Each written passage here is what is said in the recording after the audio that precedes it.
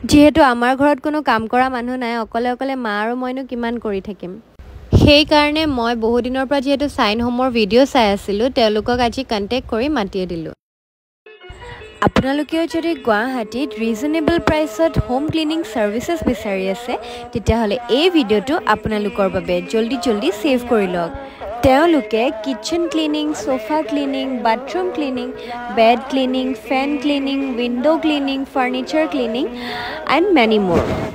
মোৰ এটা বস্তু জানিব পাৰি খুবেই ভাল লাগিল যে তেওঁলোকে খুব হাইজিন মেইনটেইন কৰে তেওঁলোকে খুব ধুনীয়াকৈ ডিপ ক্লিনিং কৰে and yes they are very professional মইতো তেওঁলোকৰ সাৰ্ভিস লৈ ফুল্লি স্যাটিসফাইড